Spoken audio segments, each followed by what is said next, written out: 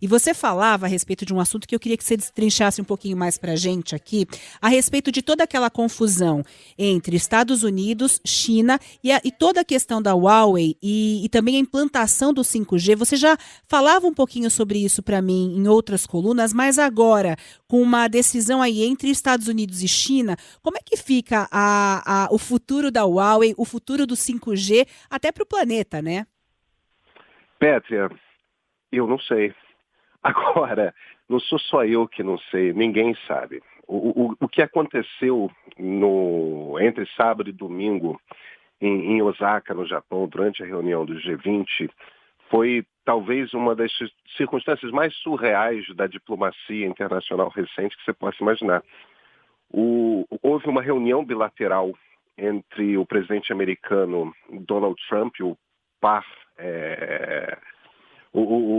presidente Xi da China, o par dele em chinês, e os chineses chegaram, Pétria, meio que dispostos a neutralizar uma piora do clima. O objetivo deles não era recuperar absolutamente nada, o objetivo chinês, declarado pelos chineses, era: olha, a gente vai lá para tentar evitar que a guerra comercial se expanda.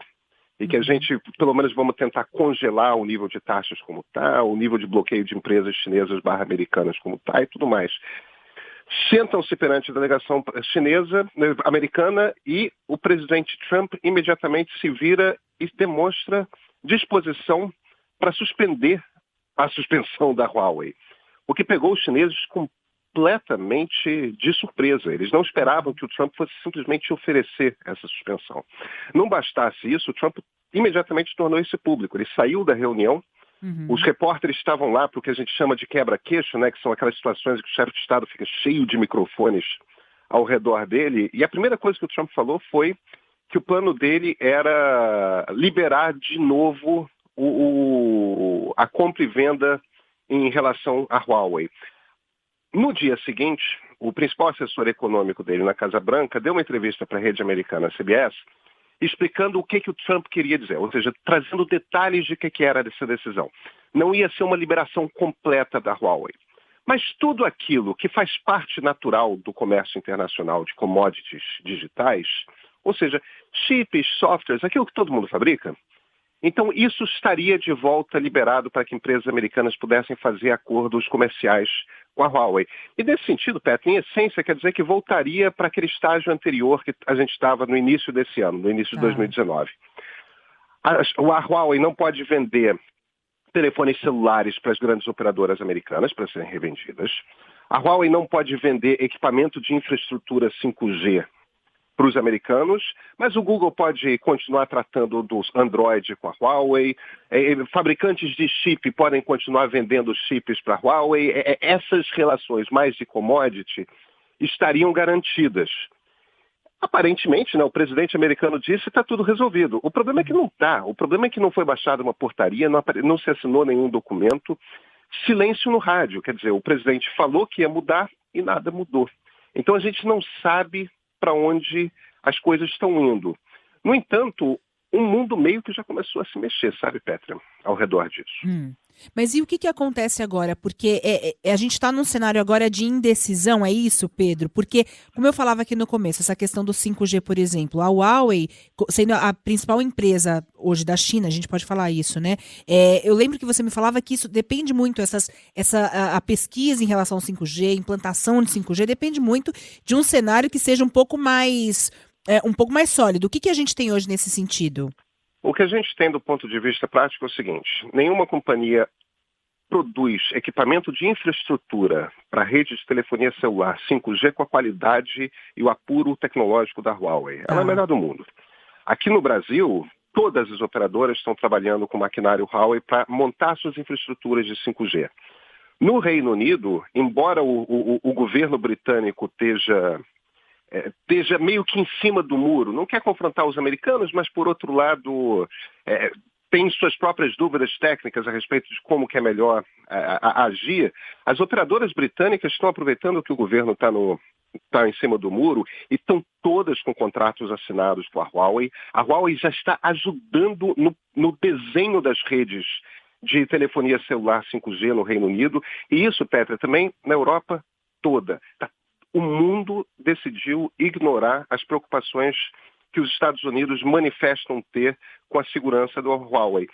E isso a gente não pode esquecer, apesar de os americanos terem compartilhado com o serviço secreto britânico todas as informações secretas que fazem com que eles acreditem que a Huawei opera também para ajudar a espionagem chinesa. Apesar desse compartilhamento, o governo britânico permanece hesitante e as empresas britânicas de telecomunicações estão fazendo as suas instalações normalmente. O Financial Times, que é um dos principais jornais britânicos de economia, o principal jornal britânico de economia e o principal jornal de economia de todo o continente europeu, publicou essa semana uma reportagem falando de um grupo de professores europeus que vivem na Ásia e que fizeram um estudo. Eles pegaram um pacote de currículos que foi vazado por um hacker de funcionários da Huawei e disseram que tem uma proporção muito alta. Eles não deram detalhes sobre esses currículos, não, mas eles disseram que existe uma proporção muito alta de funcionários da Huawei que teriam trabalhado antes para o exército chinês. O que poderia, de certa forma, de forma circunstancial pelo menos, corroborar aquilo que os americanos dizem, que a Huawei está envolvida em espionagem e tudo mais. Agora, como a gente não tem detalhes desses currículos, e como a China, bem ou mal, é uma ditadura e muita gente com capacidade técnica tem mesmo de passar pelo exército antes de seguir para uma carreira profissional, não é um país, não é uma democracia como a maioria dos países com os quais a gente está acostumado no Ocidente, né? Então isso também pode não querer dizer nada. A gente está, Pétria, hoje no limbo. A Huawei, essa semana, começou a divulgar detalhes sobre o sistema operacional que ela vai lançar para substituir o Android. E você vai lembrar de alguma conversa que a gente teve no passado, isso pode, de certa forma, criar um terceiro sistema operacional de smartphone que pode se tornar dominante na Ásia. E aí a gente começa a olhar para um mundo que tecnologicamente pode vir a ficar separado tecnologicamente, incompatível tecnologicamente entre Ocidente e Oriente, se uma coisa dessas vier a acontecer. Ainda estamos no limbo, a não ser que o Trump, Pétria, decida tornar papel, né, tornar documento aquilo que ele anunciou que ele ia fazer há uma semana. Por enquanto, silêncio no rádio. Que conversa importante. Obrigada, viu, Pedro? Ficaremos atentos e qualquer novidade conta aqui pra gente.